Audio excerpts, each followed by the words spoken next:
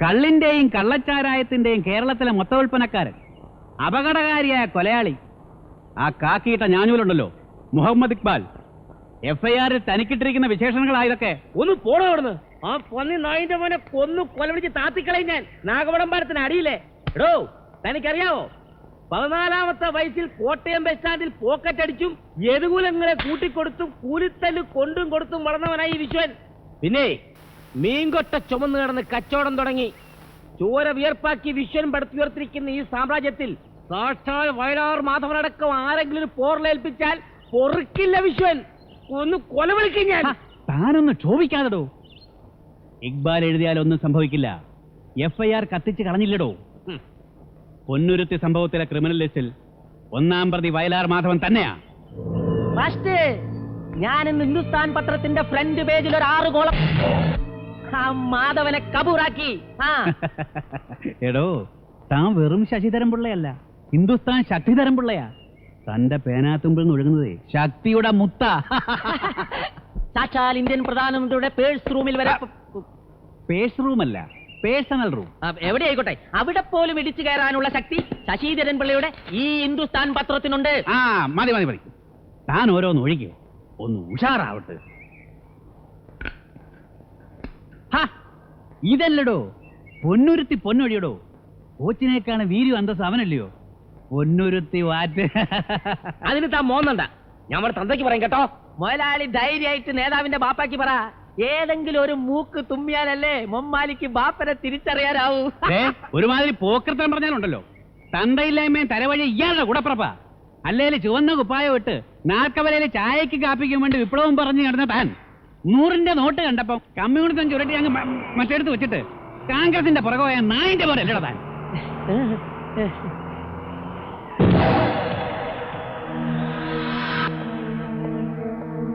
ആ ഭരതനെ കുറിച്ച് കുറെ സ്പാർക്കുകൾ കിട്ടിയിട്ടുണ്ട്, പക്ഷെ ഒന്നും പൂർണ്ണമല്ല.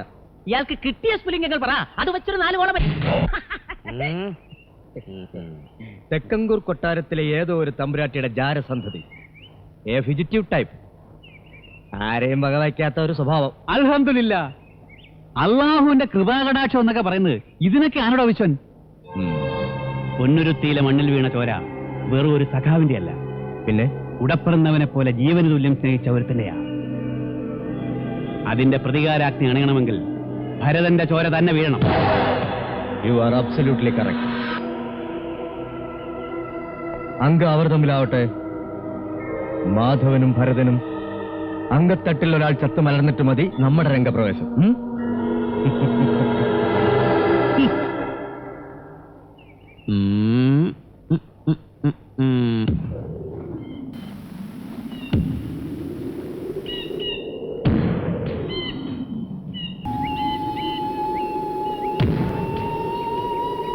എവിടെയോ ഒരു കൊലക്കത്തി ഒരുക്കിയിരിക്കുന്നു എനിക്ക് വേണ്ടി. ചങ്കൂറ്റത്തോടെ നേരിടാൻ ഭയമില്ല. പിണ്ടം വെക്കാൻ പോലും അവകാശികളില്ലാത്ത ഞാൻ ആരെ ഭയപ്പെടണം? ഗഫൂറിന്റെ ചോരയ്ക്ക് പകരം മാധവൻ സഖാവിന്റെ പ്രസ്ഥാനത്തിന് ഭരതന്റെ ചോര. യുദ്ധത്തിൽ ഒരാൾ വീഴും.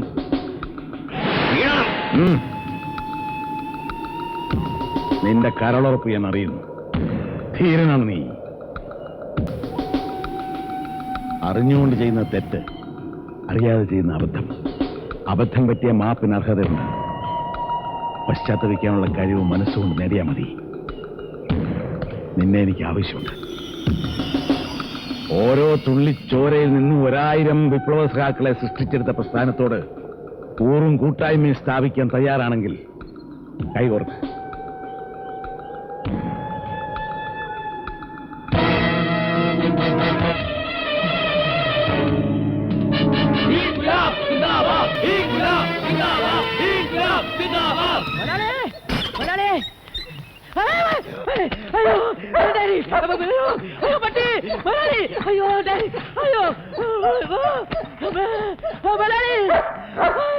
എന്താണോ മുതലാളിയാത്തില്ലേ? അകത്തുണ്ട്.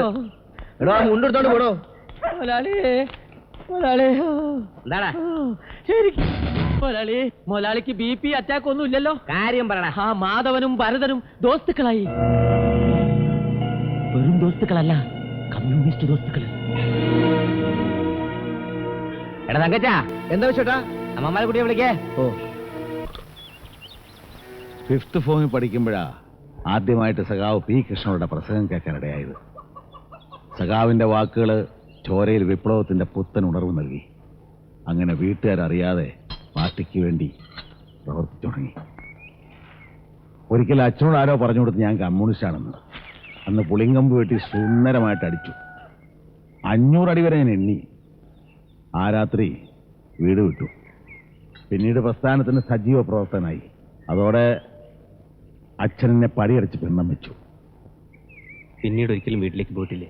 പോയിട്ടുണ്ട് ഒരു തവണ, എന്റെ കൊച്ചു പെങ്ങള് മരിച്ച ദിവസം.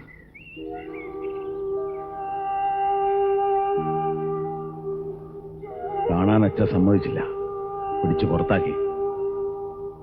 2ാം വട്ടവും പടിയടച്ചു.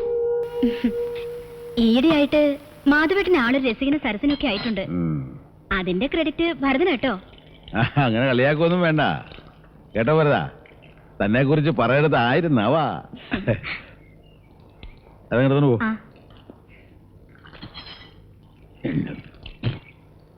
വാടോ.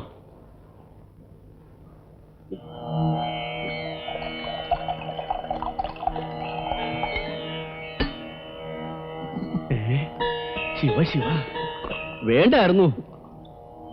ആചാരങ്ങളിലും അനുഷ്ഠാനങ്ങളിലും ഒക്കെ ബ്രാഹ്മണ്യം കാത്തു സൂക്ഷിക്കുന്ന ഒരു ശുദ്ധ ബ്രാഹ്മണനാ ഞാൻ.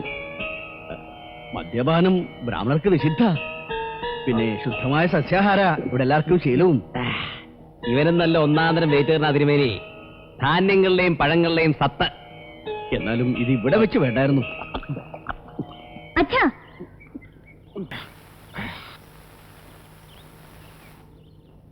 ക്ഷേത്രത്തിൽ പോയില്ലേലും ദേവദർശനം കഴിഞ്ഞ് മടങ്ങി വരുന്നവരെ തൊഴുതാലും കിട്ടും പുണ്യം. ഇത്തിരി പൂവും പ്രസാദം തരുവാവോ? ദേ വെറുതെ ഇവിടെ ഇങ്ങനെ തേച്ചു പിടിപ്പിക്കാൻ ഒരു സ്റ്റൈലിനെ. മടി. ശുണ്ടി മൂക്കത്താണല്ലോ, ശരിയാവൂല. അയ്യോ, അവിടെ പറഞ്ഞതല്ലേ ഇവിടെ പറഞ്ഞതാണേ. അകത്ത് കള്ള്, നെറ്റിയിൽ ചന്ദനം. നല്ല കോമ്പിനേഷൻ അല്ല മോളെ? അപ്പൊ തിരുമേനി ഞാൻ ഇറങ്ങുക. തമ്പുരാനെ,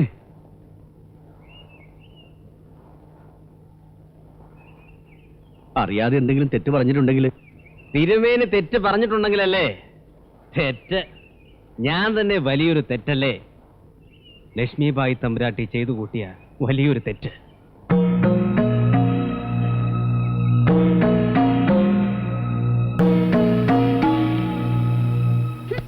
കുടിച്ച് കൂത്താടി എന്ത് തോന്നിയാസം കാണിക്കാനുള്ള സ്ഥലമല്ലേ ഇതെന്ന് അച്ഛൻ അയാളുടെ മുഖത്ത് നോക്കി പറയായിരുന്നില്ലേ?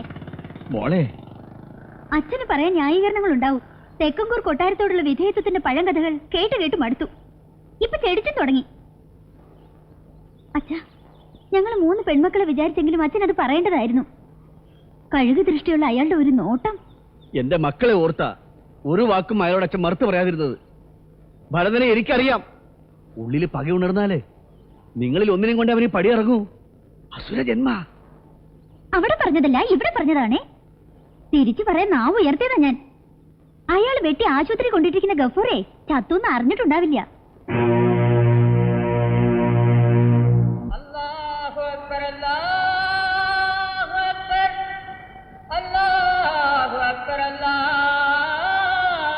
ياسين والقرآن الحكيم إنك لمن المرسلين على صراط مستقيم تنزيل العزيز الرحيم.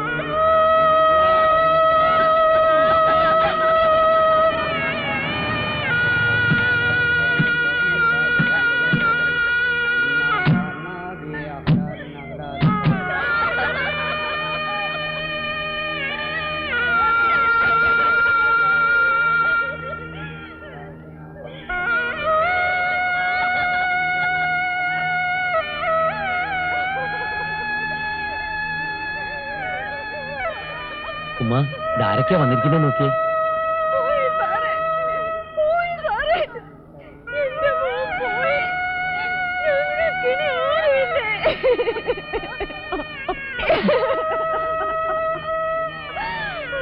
ആരും ഇല്ലാന്ന് വിചാരിക്കണ്ട. ഞാനും വിഷമൊക്കെ ഇല്ലേ? ഗഫൂറിന്റെ മയ്യത്താണ് സത്യം. കബറടക്കം വരെയുള്ള എല്ലാ ചെലവുകളും ഞാൻ ഏറ്റിരിക്കുന്നു. ബന്ധുക്കൾ ആരെങ്കിലും ഉണ്ടെങ്കിൽ ഒന്നറിയിച്ചേക്ക്. സഖാവ് വരുന്നുണ്ട്.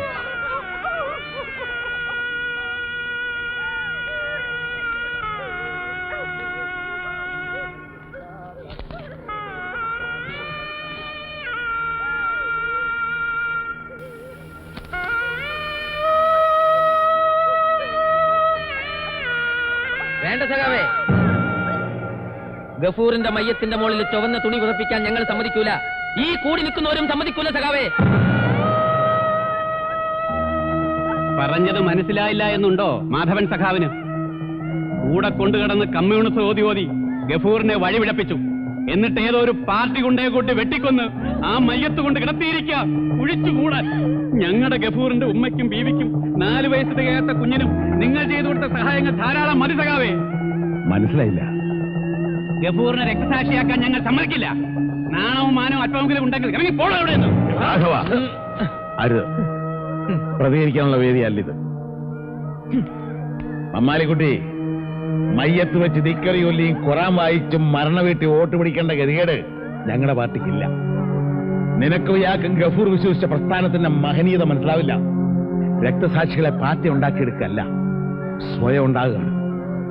ആ ധീര സഖാക്കളെ പ്രസ്ഥാനമെന്നും അംഗീകരിച്ചിട്ടേ ഉള്ളൂ, ആദരിച്ചിട്ടേ ഉള്ളൂ. വിശ്വനും മമ്മാലിയും ഈ മയ്യത്തിന് അവകാശം സ്ഥാപിച്ചെടുക്കാൻ നടത്തുന്ന തന്ത്രമുണ്ടല്ലോ, നെറികെട്ട രാഷ്ട്രീയക്കാരന്റെ കുതന്ത്രം, അതല്ല ഞങ്ങളുടേത്. ഗഫൂറിന്റെ ശരീരത്തില് ഈ ചെങ്കുടി പുതപ്പിച്ചിട്ടേ വയലാർ മാധവനി പടിയിറങ്ങും.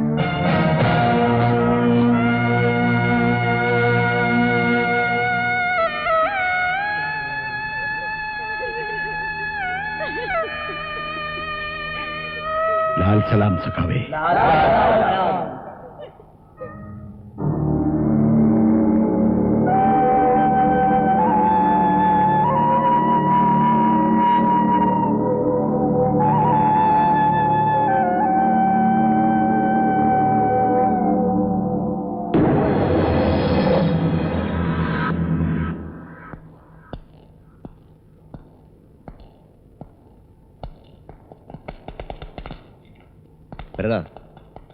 വാ, അതൊക്കെ അവിടെ ചെന്നിട്ട് പറയാം.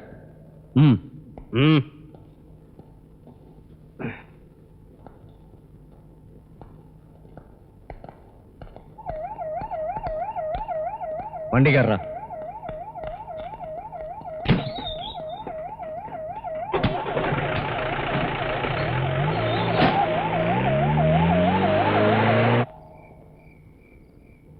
എന്താ പേര്? ഭരതൻ. വീട്ടുപേര്? തെക്കുംകൂർ പാലസ്. അമ്മയുടെ പേര്? ലക്ഷ്മിഭായ്. തന്തയുടെയോ? കുഞ്ഞാമ്പു, ചീമേനി കുഞ്ഞാമ്പു. അയാള് തന്നെയാണ് നിന്റെ തന്തയെന്ന് എന്താണ് ഇത്ര ഉറപ്പ്?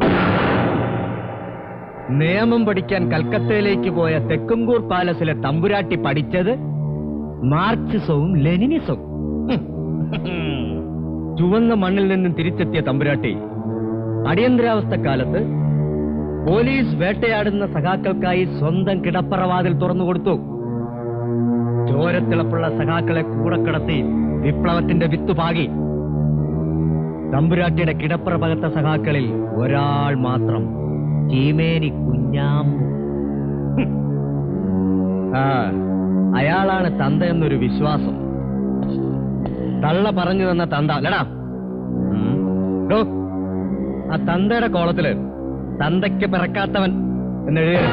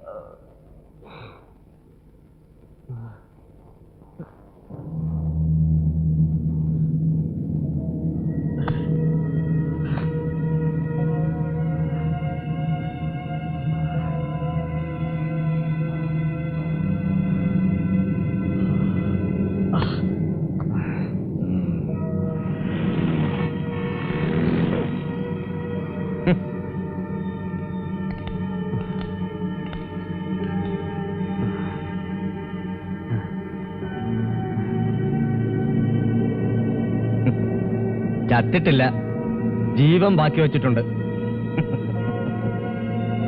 കേസൊന്നും ചാർജ് ചെയ്തിട്ടില്ല.